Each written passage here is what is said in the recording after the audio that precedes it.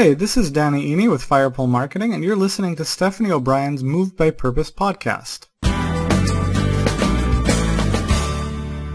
That was just the process. That was what it took for me to get it. It took a number of missteps, and I think a lot of those really did help me get a little bit more introspective about what I'm good at, what I'm not good at, and how to align those better.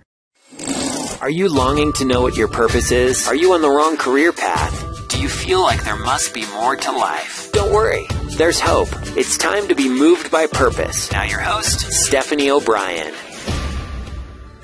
Hey, it's Stephanie O'Brien with the Moved by Purpose podcast. And before I introduce today's guest, I want to first remind everybody that the Passion Project group coaching program is going on right now. And there is still time for you to register. It is not too late, but registration will close. The doors will shut down November 30th. There is only 2 weeks left for you to take advantage of the price right now, which is at $100 a month. And after that, the doors will close, and I most likely will, I will tell you this, I will never have it available at this price again. It will be at least double, if not triple, per month what it is right now. So you don't want to delay. You want to take action. You want to ring in the new year with an incredible support group around you and bring in 2015 with clarity, focus, courage steps, assurance that you have a group of people with you that are cheering you on, and of course I will be with you every step of the way to make sure that anywhere you're stuck, any discouraging things you're learning or encountering, that I help you overcome those obstacles, and then obviously for the inevitable success you will have, to celebrate with you having the freedom and clarity, peace of mind to move forward successfully in a business that you love and creating a life of freedom and having full control over of what you want, the lifestyle you want. And this is an incredible opportunity. So I look forward to all of you who are checking in and being part of the program. I just cannot wait for the amazing results and outcomes that will absolutely happen as part of being a member of this group. So now on to introducing the guest. I have today Zachary Sexton, who is a content producer over at Asian Efficiency. And Zach is a teacher, a meditator, a skier, and a non-recovering business, caffeine, and productivity junkie. He is tons of fun, and I do not want to delay any further. Let's dive in right now to the interview with Zachary.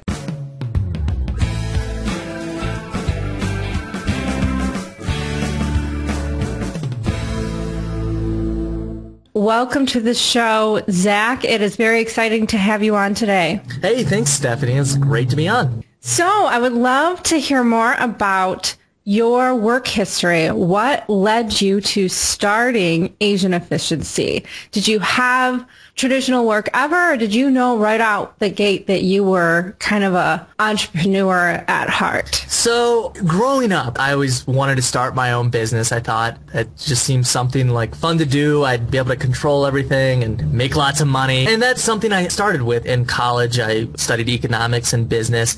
But right after college, I did try to get into some traditional jobs. So the first thing I did actually was an internship in the Senate, which I was thinking, okay, maybe I could write policy or something like that with my undergrad economics degree. And that didn't work out. And so I moved to Denver, Colorado, and I started working for a solar company. And I did sales there, and I was helping either businesses or nonprofits or even individuals get solar power on their roof. And then that business went out of business, so I had to find something new. And then I tried banking. I was like, okay, I got an economics degree. Gosh, I feel like everyone has done banking. Sorry. It was the worst. So, I mean, really, I applied just to be a teller to kind of make ends meet. And they had me do some tests, and they're like, oh, you're management material. And oh boy, was I not. I mean, it was just a terrible, terrible fit. Like attention to detail and following the rules and hierarchy and things that I just like cringe at, and they could tell. And then so right there I was kind of like, oh man, okay, let's slow down and not just apply to anything willy-nilly and think about what I'm good at. And I thought about it, and I was like, okay, I like learning new things, and I like kind of collecting information and explaining it to people. I actually really did enjoy the solar sales business because I was able to do that. So I was like, okay, well, who does that? Okay, I guess teachers. And so I practiced a little bit by volunteering.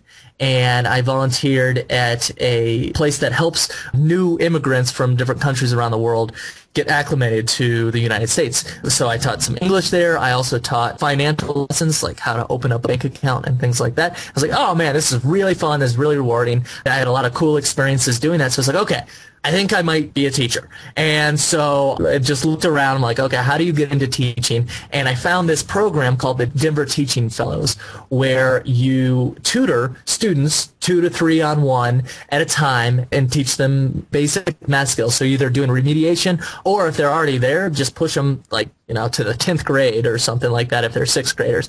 And so I applied to that, and I got in, and I did that for 1 year, and I had a lot of fun doing it. So I was like, okay, maybe teaching's for me. And so I joined this thing called the Denver Teaching Residency, which is an intensive master's course as well as student teaching at the same time to serve high-need schools. And again, it was going to be for math. And I started getting into that, and there was some things early on where I had some struggles, and eventually I was just like, boy, this is not for me. And the thing that I didn't take into account for full classroom teaching in inner city is how many individuals you really had to connect with at the same time. So I went from about 30 students to about 300, and a lot of them had some pretty strong emotional needs that I was not able to keep track of. And because of that, the classroom didn't have the environment that it needed to really succeed. And I'm just like, I can't even remember half my students' name after a quarter of the year. And I definitely can't, finding myself very, very strained to connect with them. And so about halfway through the program, I decided, I don't think I could be the best teacher for these students that they need. I think somebody with a personality that's able to connect individually with that number of students that you need to connect with would be the best one. So at that point, reliving this isn't always fun. It had been 2.5, 3 years since I'd graduated college, and I'm just like, geez, I'm square one. And so I decide to kind of pump the brakes, to not jump into anything too heavily. So I was like, all right, I'm going to figure some stuff out and just get a blue-collar job for now. Started working in the warehouse at Lowe's. And during that time, I just really got more introspective than I've gotten before. And so I was working in a warehouse, so I was able to just load up my phone with self-help books. And I started definitely meditating very diligently every day. And I started journaling. It was the consistent things like, what do I want? How can I use whatever unique skills that I'm born with to bring value to the world? And, I kept going, and I kept not finding it. And eventually I stumbled across this book called Getting Things Done by David Allen. And it really helped me out a lot. The key for people who aren't familiar with it is the idea is that your brain is for having ideas, not for holding them. And he lays out a system to where you can write down all of your obligations and organize it in a way that makes a lot of sense. And so basically the habit of writing things down allowed me to get a lot more control over my life, because you can see maybe even from the way I talk, I get excited by certain ideas and I'll go off on tangents, and I was doing that with my life. And when you do that, you're never finishing anything, and if you're never finishing anything, you're never really accomplishing or moving your life forward in any sustainable direction. So when I started discovering that, I was like, oh man, these tools are great. And I just started talking about it, family and friends, and my dad actually came home really frustrated. He was just there for a week, and I think he was watching my sister run her first half marathon, and I was like, oh my gosh, I've got some stuff to show you. And Getting Things Done method was written in 2001, so it was a little bit dated, and so I had been using Google Docs as my task manager, which I would write everything down in. And so I was like, oh, and I knew my dad's work used Google Drive for all their things, so I was like, this is perfect. I can just teach my dad how to do this, and it would really help him out. And so I did, and he was like, dude, this is great, Zach. And it wasn't only getting things done. It was kind of processes for handling your email and a few other things that I've been picking up because I'd just been getting so into kind of the productivity space after reading Getting Things Done. So I showed him all that stuff, and he's like, my staff really needs this. And so about a month later, he was able to fly me out, and I basically gave a little presentation to his staff. It was just, like 20 people, and said, hey, this is kind of what I taught my dad. It seemed to help him. It's definitely helped me out. So if you're interested, sign up and I'll work with you one-on-one. And I was only there for 2 days, and by the end, people were fighting over me. Like, how did you get 2 hours with Zach? I only got 1 hour. Yeah. Like, this isn't fair. And I'm like, oh man, I think I'm onto something. Like, this actually could be something that I could do. Like, I'm good at it. I really like doing it. It involves teaching, and it makes me feel good, and it definitely helps people out. So it's like, all right, I think I'm going to go this direction. And so at the beginning of the year, I launched my business, which I called Buckets, because you've got a bunch of ideas and you just need to put them in the right bucket. That was my clever name. And my sister did some awesome graphic design work for it, and I got going, and it took off fairly well. And I was thinking originally that I would be working with people like my dad, so administrators and executives and people in corporations or something like that. But what I found is that small business owners really needed the help. And so they were good at their own thing. So whether it was selling real estate or being a locksmith, those are the people that I was helping out, because they felt overwhelmed with the information age, especially with how much email they got every day and all the procedures that they needed to keep in place. And I showed them a system to where they could organize that and keep on top of that without becoming overwhelmed. And so that's what I did for the first quarter of the year, just solely. And from there, I started teaming up with the Asian efficiency team. So they were doing a very similar thing to what I was doing, except for they do it in the online space. So rather than working one-on-one with people, they write either big articles on their blog or create videos or actually create courses that show people how to get more control and organization and productivity in their life. And because I was writing on the blog, they noticed and kind of liked my stuff and asked me to join up with them. And I decided that I liked their vision. I liked where they were going. They had some great core values that I aligned with. So I jumped on with them, and I'm working with them for the most part right now.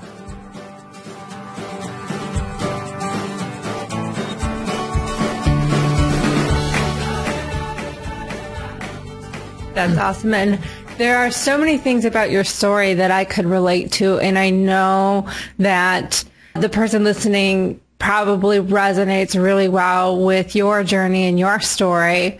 And the part, especially after you graduated college and you felt like you had to start from square one, like I think a number of us have gone through that. I did as well. I could definitely relate to the feeling disconnected from the people. As a teacher, you wanted the connection and to make that impact and that difference and just really just serve and give to the people you're working with, and those high numbers wouldn't allow it. And the most common people, bankers are one, which is kind of funny. That's why I laughed almost. For some reason, almost every interviewee I had on the show had a banking background. I would not call it a background. I would call it like a 2-month cluster. Yeah, right. Like a blurb or something. Yeah. And then a lot of people that contact me expressing discontent in their jobs are nurses, teachers, or social workers. And I have a social work background. And I think that's just a common thing, is we have big hearts to kind of serve and connect and contribute and feel like we're making a difference. And when that need or that desire is not met, we are not fulfilled. And then we feel like we're not doing a good job, because I did that too. I talked to my employer and I was like, I have way too big of a caseload. The paperwork is way too demanding, way too much. I couldn't stand the bureaucracy and the politics behind the whole thing. And I was like, I literally have nothing to give to these people that need. They're starved for attention, for that individual connection. And here I am just, sorry, I got 5 minutes to give you, and then have 2 hours of paperwork to attend to. So I get that, and I think nurses feel the same way. And I'm sure there's a number of other people in all kinds of backgrounds where there's just something missing. But you realize that and you weren't afraid to change. And I think that's key, is realizing that, first of all, kind of identifying to the best of your ability what it is that you don't like. And I think getting really, really clear on that is a process in and of itself. Because there's like a surface level, like, I don't like this, but I think there's like a deeper root affiliated with what is really going on. Initially, I think people say, oh, I don't like my boss, or maybe if I got paid better, or I don't like who I work with. And maybe if it's just that, that's great. That's a relatively easy fix. But like, I knew when people suggested changing departments, changing supervisors, or maybe just changing companies, I knew that that was not the solution. And so I had to dig a little bit deeper to really figure out that the field of social work as a whole was a terrible fit for me altogether. And I desired something more. And similar to you, it's just kind of like the teaching, the mentoring, and being able to just help someone solve a problem and overcome something that might be holding them back, or how to just be more productive or just productive. Mine is helping you prosper in a fulfilling career. And the clues are always there, like what you like and what lights you up has always been there. And you did the great, like you were starting to look at what you liked about certain things and what you didn't. And you had that introspection time. And that's key, is that you have to take the time to look inside and explore. And too many people are so busy just going from one thing to the next, applying and applying and applying, and going from job to job without ever slowing down to do the tough work, which you ended up doing, which was very wise. So kudos to you. Yeah, thanks. I would agree. I mean, it's easy not to do it, or maybe put a little thought into it, but keep on thinking that you really need to just get out there and start taking action. But if you're taking action towards goals that don't really align with your values, it's not moving you where you want to move. And I mean, it was about 3 years before I realized, okay, Zach, you really got to figure out what you want, because I'd had so many false starts, and I was really, frankly, I was feeling pretty down on myself for having so many, but that was just the process. That was what it took for me to get it. It took a number of missteps, and I think a lot of those really did help me get a little bit more introspective about what I'm good at, what I'm not good at, and how to align those better. But there's definitely, and I think there's very obvious things that a lot of people say, but not a lot of people do. And I'm going to be one of those, a lot of people that said it, and hopefully maybe some of your listeners can be one of those that actually does it, but taking time to write some things down. And if you're really feeling stuck and you're really feeling at a loss, and you know you're not happy right now, but you don't know what would make you happy, is starting a practice of journaling or meditation or something that will allow you to get your thoughts out of your head and into some place where you can actually look at them and organize them and share them with other people and start the conversation. And that's what eventually helped me find what I was good at and what I enjoyed doing. And I don't think I would have gotten there nearly as soon, or I would have found nearly the right fit for me if I hadn't taken the time to do that. I agree. Getting out of your head is really important. And I'm one of those people that will just, my mind goes and goes and goes. And I feel like I'm being productive because I'm thinking so hard, but like I don't really get anywhere until I start processing it externally. Like either writing it out or talking with a friend or just getting it. And there is something powerful about seeing it on paper and back to you, especially with like maybe overcoming fears. It's like when it's inside your head, you might not be able to identify or clarify maybe what you're afraid of. Like, why don't you start? What are you afraid of? And when you think of, well, I'm afraid that if I step out and do this, then this, and this is going to happen. But the moment you see that on paper, you're like, really? Like that, like what's been causing me to lose sleep and holding me back this whole time is that? Like that's totally illogical. But there are sometimes like legitimate fears, like if transitioning, starting a business, like I fear that I might file bankruptcy or that it will fail. And those are, especially when you pay attention to the stats of 90% of startups fail, all that stuff. But even if you write it down and talk about it, it is really good to see because that can help lead you to taking action or just create a plan. If what I fear happens, what can I do? So I definitely agree that journaling, meditating is, well, I think it's vital. I think our society is just way too fast-paced. We go at such a rapid rate that really making the time and protecting that time to slow down and meditate and just write is not very common. And those that do have that practice usually are the ones that other people turn to for help and guidance and have that attractive, successful life that draws other people to them. Yeah, and like you were saying before, a lot of times the fear of the pain or the thinking about the pain is worse than the actual thing itself. So I would definitely reiterate your point. If you're nervous about some leap, write down all of the worst things that can happen. Write them all down, and then you'll see, like, okay, this is the absolute worst that can happen. Is it really that bad? And what are some things that I could do, just like you said, to overcome them if the worst does happen? A lot of times it doesn't, and it's just, it was all in your head. But if it does, you'll feel a lot more comfortable and confident moving forward because you're like, okay, I've got an action plan at least for when things hit the fan if they happen to do that. So. Mm-hmm. Yeah, absolutely. Like one of my fears was when I did my first launch, and it was a lot of work and effort and money, and I was really wanting and hoping it to be a success, and it wasn't at all. And through that whole process, I was like, well, what if I fail? What if it doesn't go anywhere?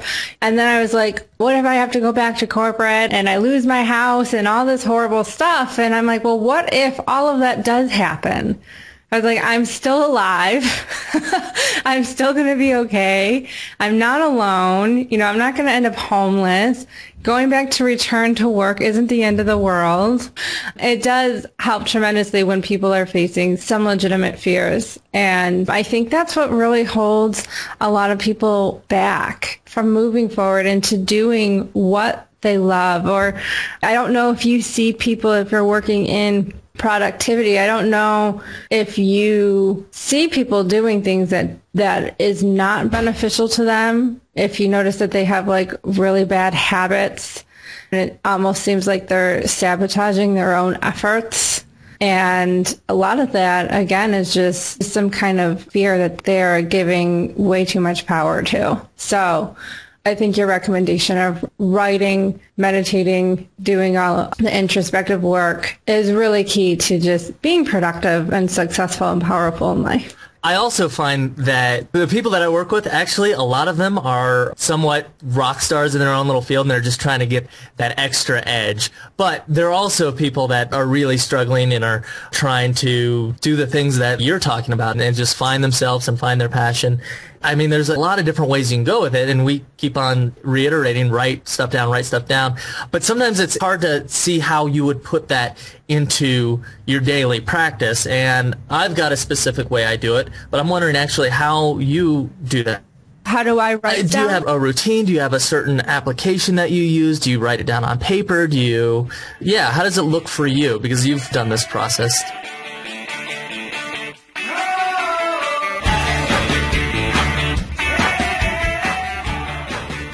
Yes.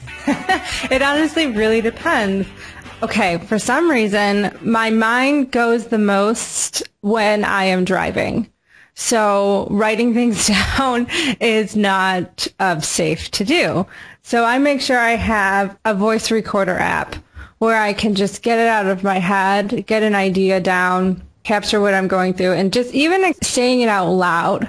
Going for walks a lot. I love taking creative breaks and walks. And again, kind of tough to write things down. So I make sure that I have some way to capture ideas, thoughts, or just process either by voice or with paper. And I don't necessarily literally, sometimes I'll jot it down, but half the time I lose where my notes are or don't know where it is. But I love the app of Google Drive for sure. That is my best task management or way to keep track of ideas or just what's going on. That is my by far best friend as far as my business. That and my iPhone. At Buckets, I use Google Drive to help people create their standard operating procedures, which are just things that happen every day in a business. But when you onboard somebody new, you need to train them on all these things. So rather than spending the time to individually train them, you just have documentation.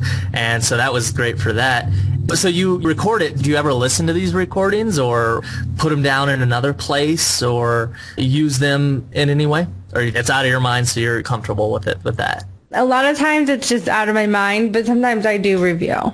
I do go back and I'm like, I know I recorded this. But for me, I think that might be the same. I don't know if you run into that because I took the time to write it or because I took the time to just say it out loud and record it. Like, it does end up pretty much sticking if it's something I need to remember or whatever, or idea that I have. But even if it's like processing fears or anything like that, or just saying I'm feeling overwhelmed and stuff. Oh, I love doing that for when I feel overwhelmed and start feeling like there's just way too much to do. The moment you write it all down, it just seems to go away. It's just like, okay, the reality of this all getting done today is it does not all have to get conquered today, and then breaking it down into manageable tasks. I'm sure you teach that. Could you give us, like, maybe in addition to writing things down, but in addition, step to, let's say for someone that's feeling way overwhelmed, over someone that might be wanting to start a business around a day job. That obviously means that their time is pretty limited. Mm-hmm. How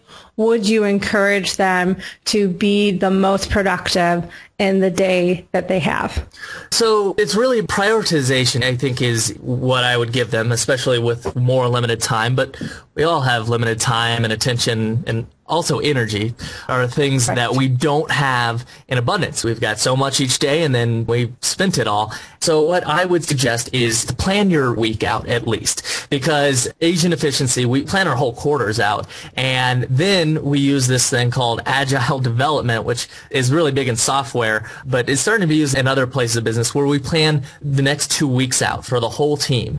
And I found for me that even 2 weeks is a little bit too much. So I like 1 week planning, and you can do this with Evernote or your calendar or whatever you want to do. I made this like weird spreadsheet that was based off of, I think, 3 or 4 different books that I'd read recently. One was 7 Habits of Highly Effective People, and another one was Storyline Productivity, or Storyline, I think Productivity was one of them. But I actually just started getting back into it because I did that when I was working for myself because it kept me on track. But I found that even though we've got 2 weeks planned out, I still can only really focus on 1 week at a time.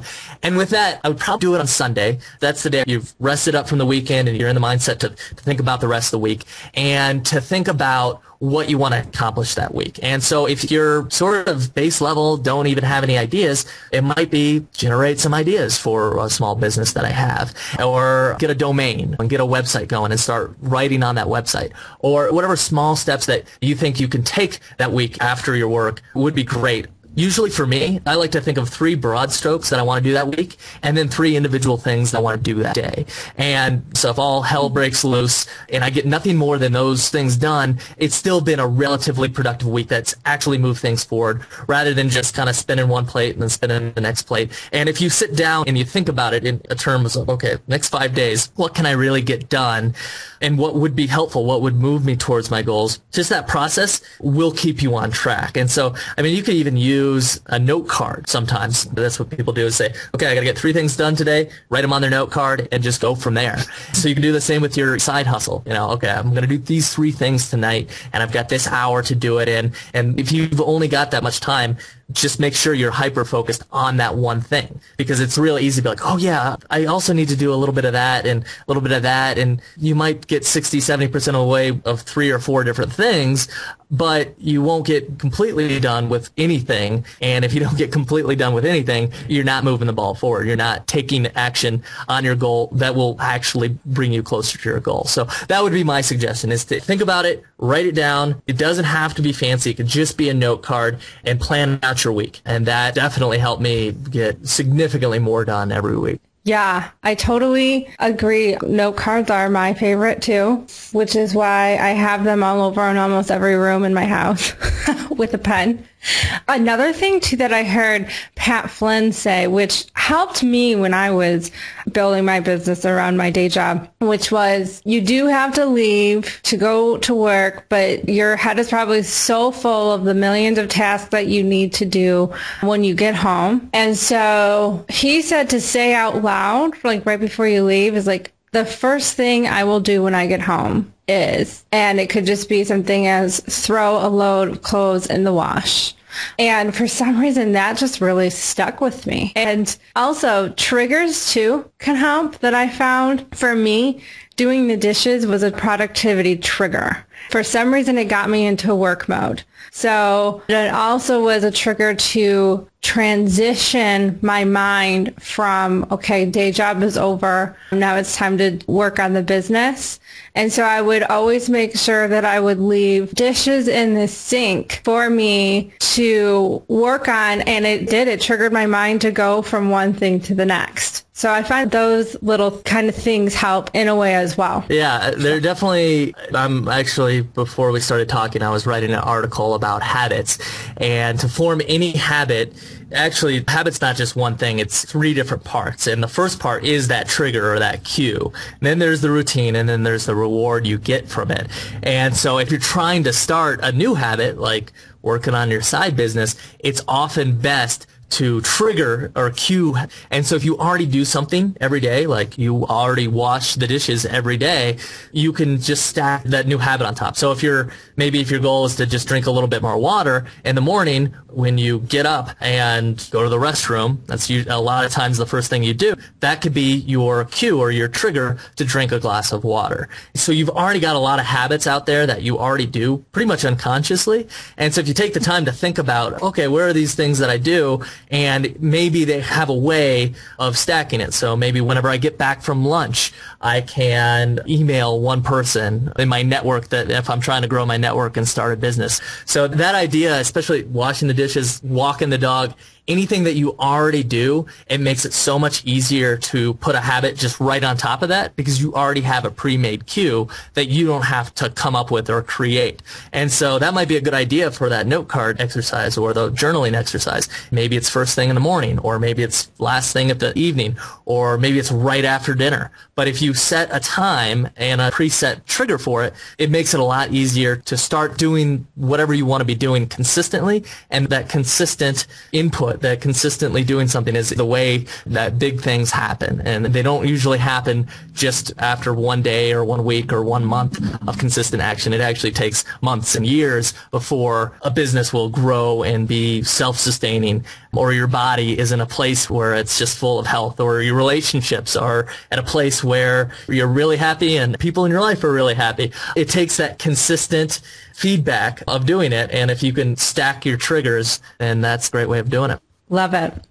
All right. We do need to end up because I could talk to you for a long time, and we are going on 45 minutes. So where can people find you? I know you mentioned Agent Efficiency. Is that the name of your website? Yeah. Okay. So agentefficiency.com is where I write. I also do workshops, and I am going to be starting our own podcast as well. We'll start at the beginning of the year. So that's a great place if you are looking to get more done in less time or take some more actions on your goals. That's actually what we define productivity as. So that's a great place. If you just wanted to connect with me personally, I'm on Twitter at ZW Sexton's my last name. Or I've got a personal site that you actually reached out to me on, Stephanie. So it's just ZacharySexton.com, and you can hit me up there as well. Awesome. And I'll make sure to put all of that in the show notes. So make sure to connect with Zach. And if you have any productivity questions, I am sure he is thrilled to help you out there. Thank you again so much, Zach. It was an honor to have you on today. Welcome. It was my pleasure.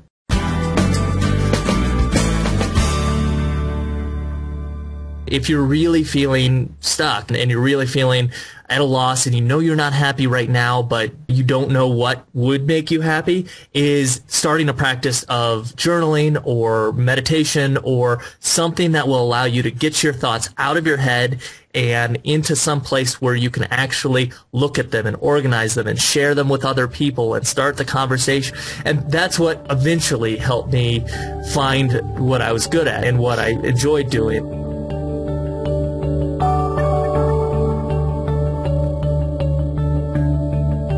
Hey, so there you have it. That was the awesome interview with Zachary Sexton. A ton of fun. Make sure you come on over to movebypurpose.net to get those show notes to connect with him. If you just remember Asian Efficiency or ZacharySexton.com. That's SEXTON.